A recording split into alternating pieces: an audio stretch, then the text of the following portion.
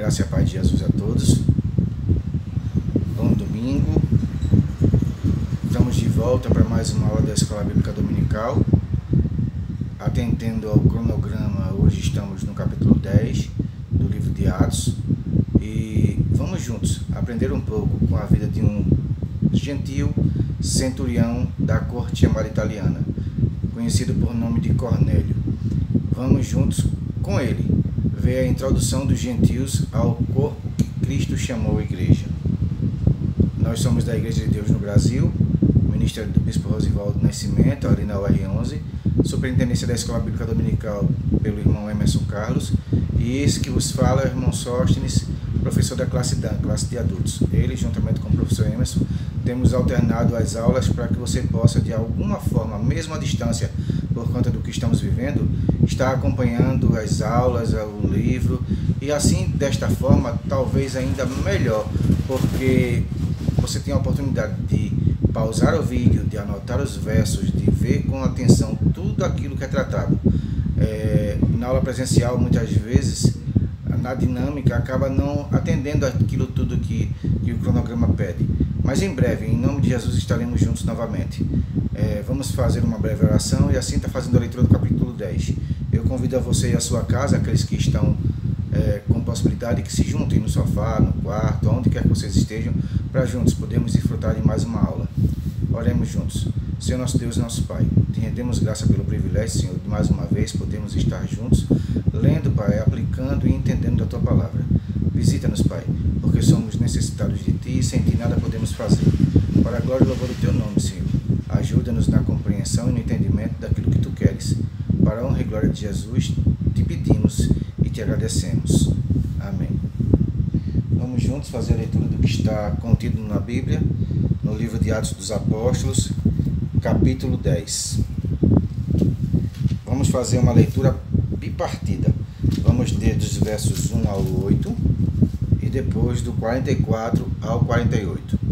Dos versos 1 em diante diz assim: E havia em Cesareia um varão por nome Cornélio, centurião da corte samaritana, piedoso e temente a Deus, com toda a sua casa, o qual fazia muitas esmolas ao povo e de contínuo orava a Deus.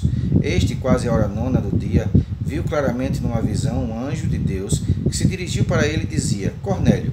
Este, fixando os olhos nele e muito atemorizado, disse: Que é, Senhor?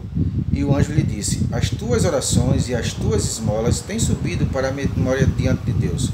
Agora, pois, envia homens a Jope e manda chamar a Simão, que tem por sobrenome Pedro. Este está com um certo Simão, curtidor, que tem a sua casa junto do mar. Ele te dirá o que deves fazer. E, retirando-se o anjo que lhe falava, chamou 2 dos seus criados e a um piedoso soldado dos que estavam ao seu serviço. E, havendo-lhes contado tudo, os enviou a Jope. Verso 44.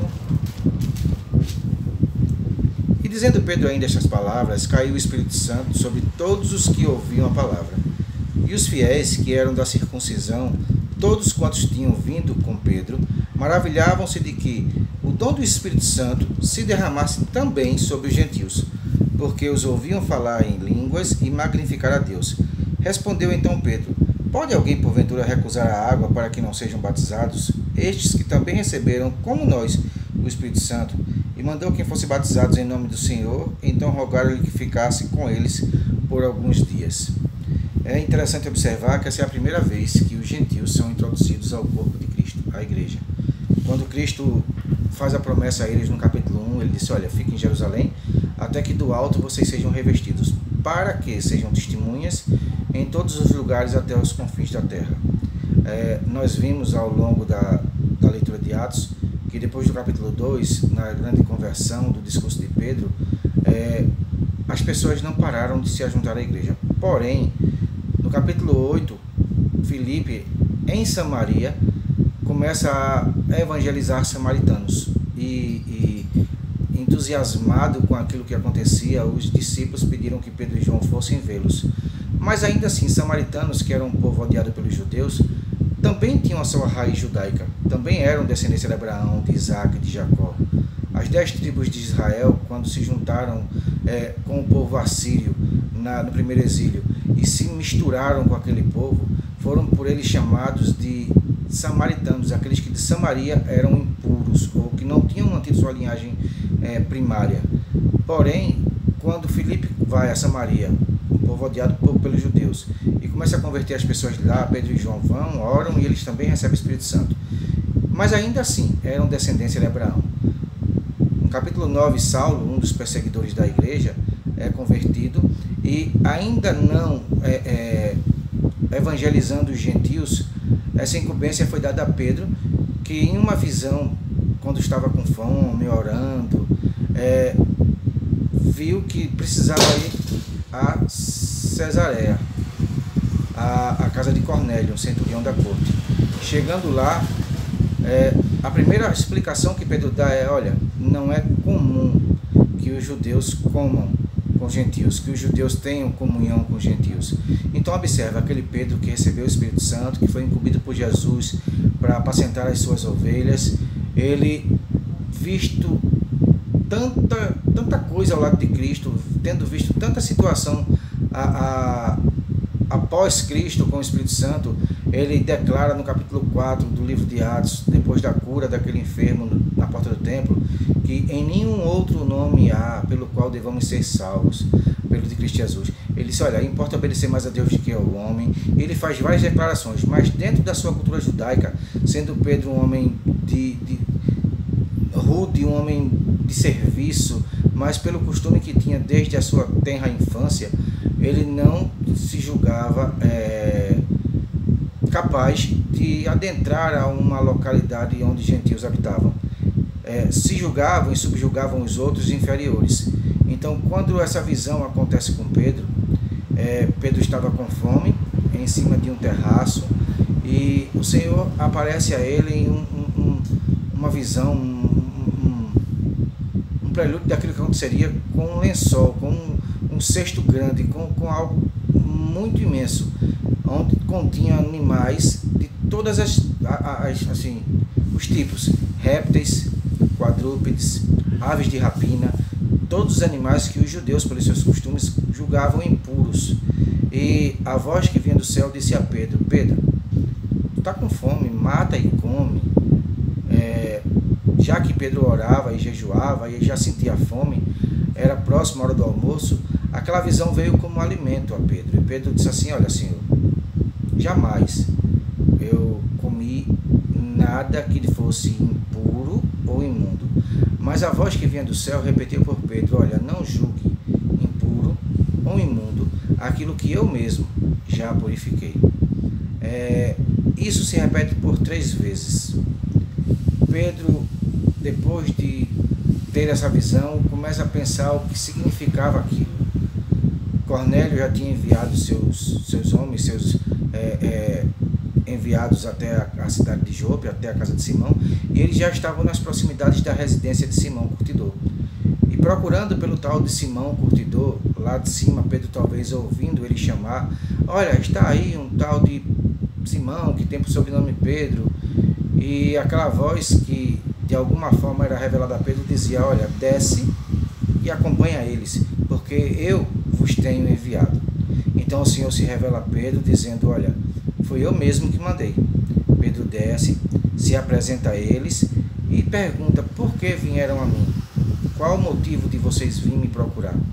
E eles contam que a visão de Cornélio, que o anjo falou com Cornélio, que pediu que eles fossem até lá. Então Pedro os recebe, talvez ali depois da ceia, depois do almoço, eles seguem a viagem. Eu, de repente, não sei a hora que era, talvez a refeição se demorou, e no dia seguinte eles já vão de viagem, porque era distante, era um dia, quase 2 de viagem.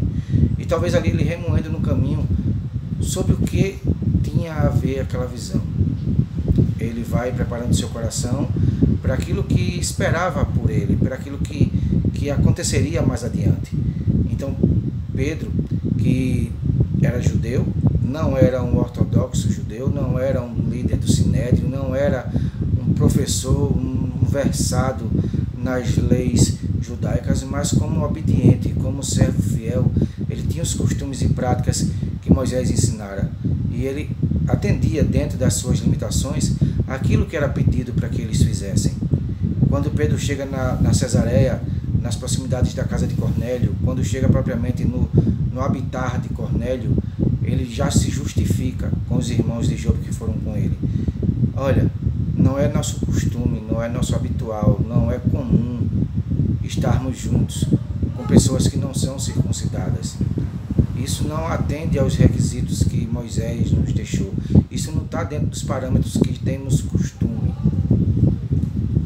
Entra na casa de Cornélio, ali todo o povo já preparado para ouvi-lo, toda a sua família, seus parentes, seus amigos, já prontos para ouvi-lo. Cornélio explica o que houve e Pedro começa a falar das bem-aventuranças de Jesus, as boas novas de salvação.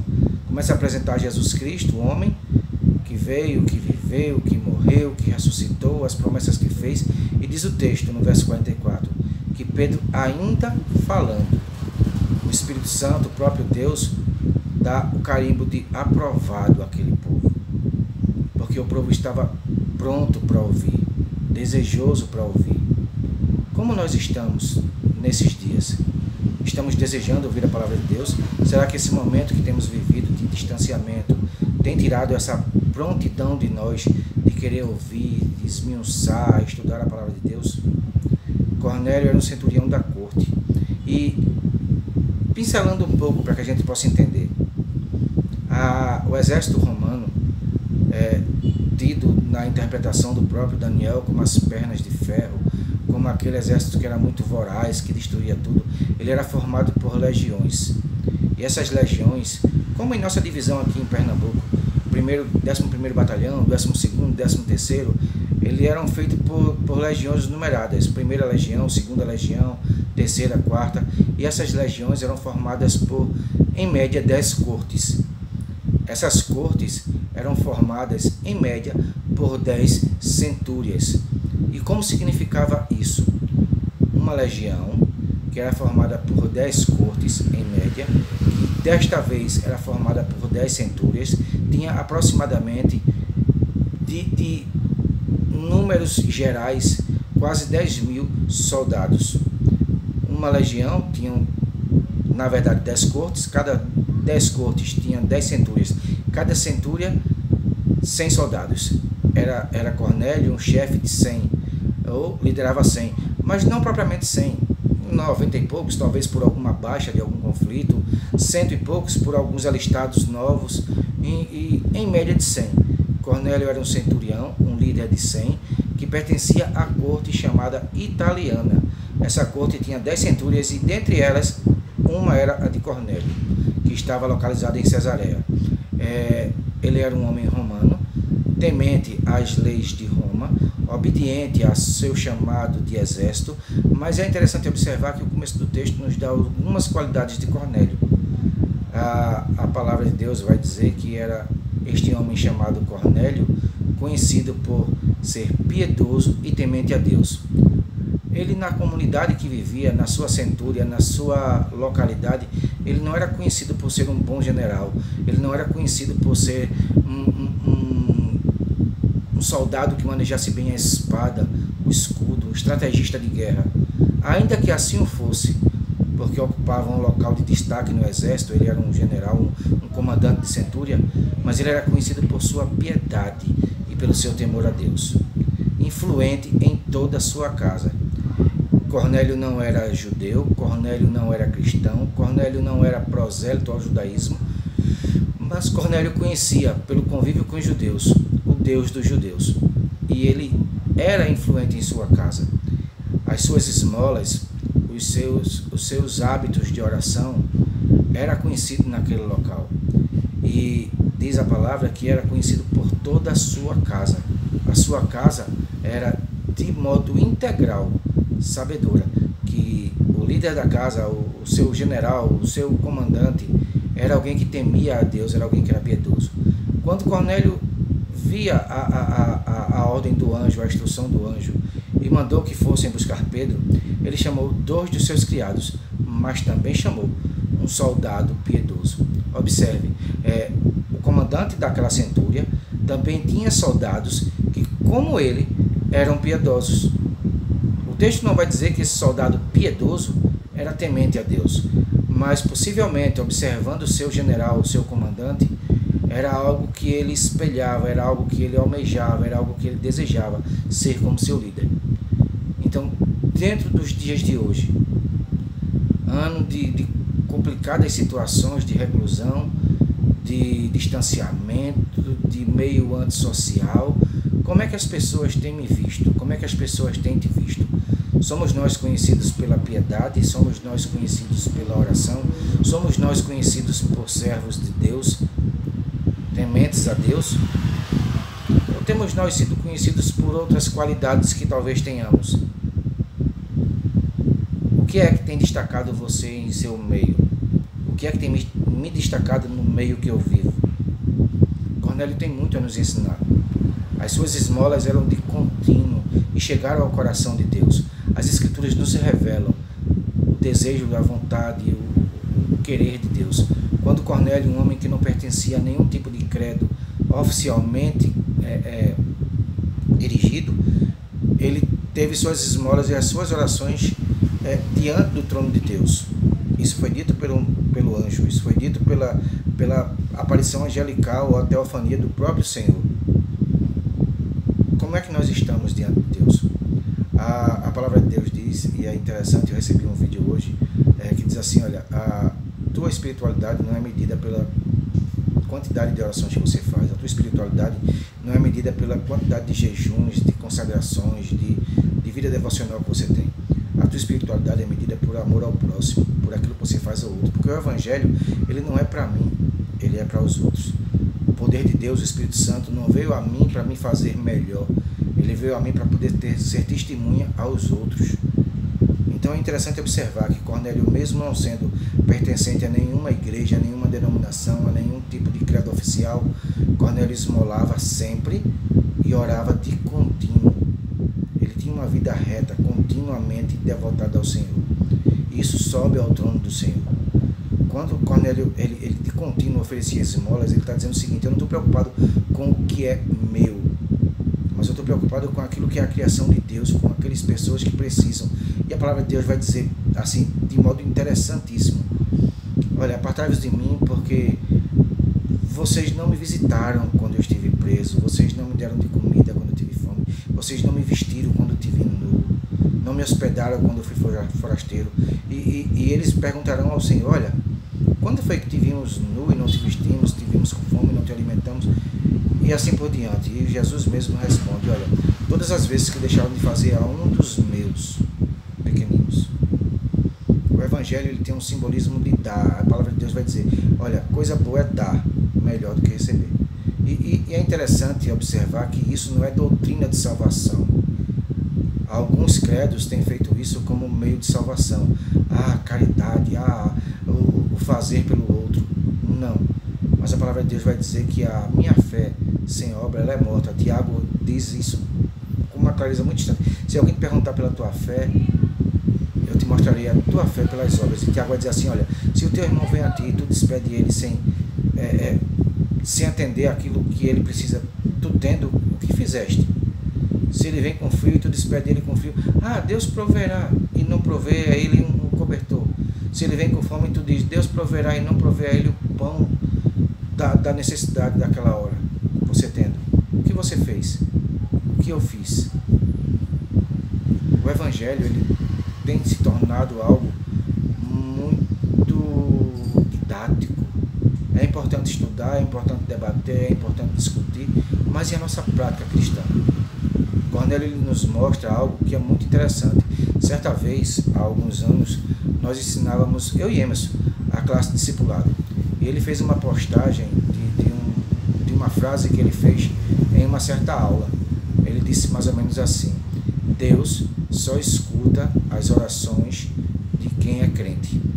E como assim só escuta a oração de quem é crente? Deus só ouve a oração do crente. Deus só ouve a oração de quem é crente. Como isso funciona? Dá para explicar melhor isso? Sim, dá. Hebreus vai dizer que, primeiro, é importante saber que Deus existe e que Ele é galardoador, Ele é o abençoador, Ele é aquele que vai responder a todo aquele que o busca, que o crê.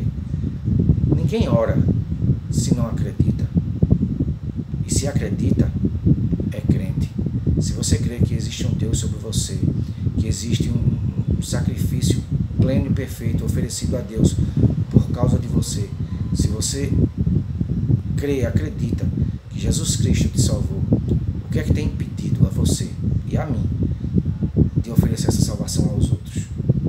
Pedro entendeu, relutou, porque era um costume dele de muitos anos, mas ele entendeu que diante daquilo que o próprio Deus fez, visitando aqueles homens com o Espírito Santo, como negaria a água, como negaria que eles fossem feitos o corpo de Deus? Pedro, quando viu o batismo acontecendo naquela cena, Pedro disse, olha, alguém pode negar a água para que eles sejam batizados? E o batismo era o meio pelo qual eram introduzidos na igreja aqueles que iam crendo. O capítulo 10 vai dizer que esses foram os primeiros a serem chamados cristãos.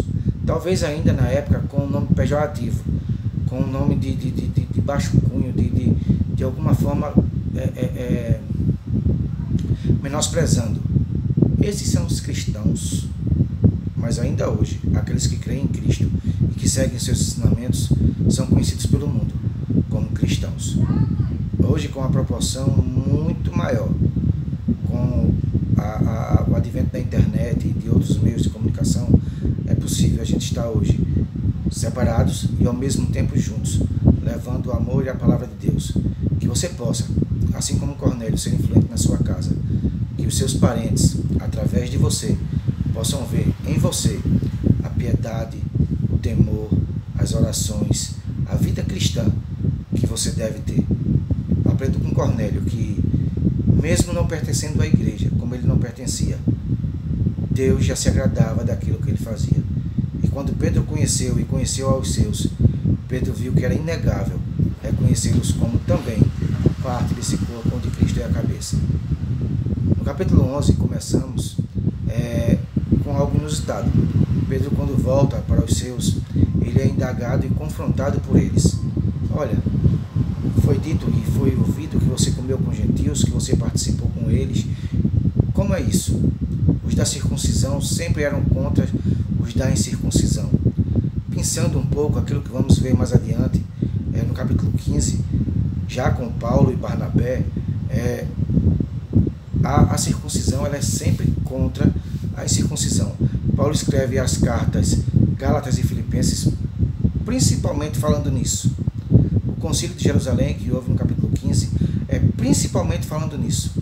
Todos aqueles que criam no início da fé e tentavam de alguma forma servir a Cristo eram praticamente coagidos pelos judeus, por aqueles que eram mais ortodoxos da circuncisão, a que circuncidarem, a que guardassem os costumes de Moisés, a que guardassem as leis, sábado e tantas outras coisas.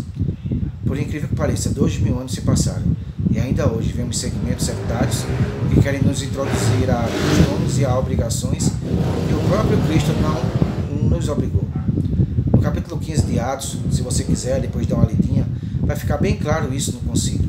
Quando Tiago toma a palavra e fala, depois de ter ouvido Pedro e depois de ter ouvido Paulo, há uma parte que vai dizer bem claramente: pareceu bem a mim e ao Espírito Santo, o próprio Deus, que daqueles que dos gentios se convertem, não fosse colocado sobre ele o peso da lei. Mas para os judeus, ainda há, todos os sábados, quem pregue nas sinagogas. Então, no capítulo 21, mais adiante, quando Paulo novamente está em Jerusalém, ele é confrontado pelos irmãos que, de alguma forma, têm ouvido que, pelos caminhos que Paulo faz já nas viagens, ele tem dito aos que se convertem para se apartarem dos costumes de Moisés. E Paulo diz, não. E ele disse, olha, para que vejam que você mesmo não tem se apartado dos costumes de Moisés, faz o teu voto, rapa a cabeça, paga as dádivas, o que é devido, para que eles também façam esse voto, e assim todos verão que tu continuas guardando a lei de Moisés. Observe, no capítulo 21 vai falar que Paulo raspou a cabeça e cumpriu os votos. Não tem a ver com a lei que o povo exige que a gente guarde ou deixe de guardar, mas tem a ver com aquilo que eles tinham aliança com Moisés, aliança com Abraão, aliança com com eles desde o princípio. Os costumes judaicos ainda são para os judeus algo essencial, mas para nós que somos gentios, que somos introduzidos na igreja através do sacrifício perfeito de Cristo, nós temos uma aliança plena com Ele. Paulo, escrevendo aos Gálatas, vai dizer: a circuncisão real não é feita no prepúcio, mas é feita no coração. Quando o nosso coração é circuncidado pelo Senhor e é transformado pelo amor do Espírito Santo, esse amor não cabe apenas em mim, ele tem que transbordar para o próximo. E não é só a questão da esmola, da oração, da piedade, mas é a minha vida por completo. Será que eu tenho recebido o Espírito Santo e ele tem aguçado em mim apenas a sensualidade? Será que eu tenho recebido o Espírito Santo e ele tem aguçado em mim somente o egoísmo? Será que eu tenho recebido o Espírito Santo e ele tem aguçado em mim somente a vaidade? É bom pensar sobre isso. O que é que o Espírito Santo tem feito na minha vida? Você, cristão, em 2021, o que é que o Espírito Santo tem feito na tua vida? Que Cornélio e exemplos como esse, de pessoas com tão pouca expressão, possam perpetuar em nós aquilo que o próprio Cristo disse: estabeleceria a sua igreja e as portas do inferno não prevaleceriam sobre ela. As portas do inferno não vão prevalecer sobre a minha vontade, sobre a minha vaidade, sobre o meu egoísmo ou sensualidade, mas elas não vão prevalecer sobre a ação e o poder do Espírito Santo que atua em mim, quando eu de certa forma espelho aquilo que Cristo falou, de amar aos outros como a si mesmo. O Evangelho e toda a lei se resume nisso, no amor ao próximo. Cornélio, ele esmolava de contínuo. Ele tinha o seu pão sobre a mesa, mas ele se preocupava com aqueles que eram menos favorecidos. Ele tinha seu cobertor nas noites de frio, mas ele se preocupava com aqueles que eram menos favorecidos. E de contínuo ele orava e influenciava a sua casa e todos os seus soldados. Um centurião da corte chamada italiana, do exército romano, acostumado aos ditames de César ou dos Césares, tanto que quando Pedro chega, ele se prostra. Ele é acostumado a prostrar-se diante de suas autoridades romanas. Mas Pedro diz: olha, levanta, eu sou um homem igual a tu. Pedro, sendo judeu, sendo circunciso, diz a um incircunciso, a alguém que não era da igreja, que ele não era digno de adoração, porque ele era igual a Cornélio, ser humano, falho e limitado, assim como eu e como você. Mas que o Espírito Santo de Deus possa, através desse exemplo de Cornélio, agir na minha vida e na tua, para que a gente possa de alguma forma demonstrar aos outros a piedade, o temor, as orações e tudo aquilo que o Senhor espera de nós. Mas isso ele não é demonstrado a mim apenas dentro do quarto, isso é demonstrado aos outros nas minhas atitudes e vida diante do mundo, que está caído e necessitado de um Salvador, também como Jesus Cristo. Que o Senhor te abençoe, abençoe a tua casa, e que de alguma forma isso possa frutificar e florescer em nós como palavra de vida. Que a gente possa entender que aqueles que, como Cornélio, não pertencendo a nada, têm a oportunidade de, através de nós, ouvir a palavra de Deus. Cornélio, ele não era versado. Cornélio, ele não testemunhava pregando em púlpitos. Cornélio, ele não tinha uma vida com ditames ou costumes religiosos, mas ele era de contínuo um homem de oração e um homem de esmolas, e isso Deus se agradou. Que nós possamos entender que, através da pregação de Pedro, Cornélio e a sua casa pôde receber, de fato e de direito, o Espírito Santo. E quem sabe, através de você e através de mim, pessoas nesse mundo afora, começando dentro da nossa casa, possam também receber o Espírito Santo e serem transformados por esse amor verdadeiro. Deus abençoe a sua vida, a sua casa, e semana que vem, permitindo Deus, daremos continuidade ao capítulo 11, na expansão do Evangelho, agora com Barnabé e Saulo. Vamos orar. Senhor, meu Deus e meu Pai, te rendemos graça pelo privilégio, Senhor, de juntos podemos partilhar um pouco mais da Tua Palavra. Ajuda-nos, Pai, para que o entendimento que chegou a Cornélio e a Pedro naquela reunião possa chegar ao Teu povo hoje. E assim entendemos, Pai, que o Teu Espírito Santo veio com um único e suficiente intuito de nos fazer testemunhas para Jerusalém, Judeia, Samaria e até os confins da terra. Que assim sejamos, Pai, multiplicadores desse amor que derramaste sobre nós. Em nome de Jesus, nos auxilia, porque sem Ti nada podemos fazer. Amém. Deus abençoe. Até semana que vem.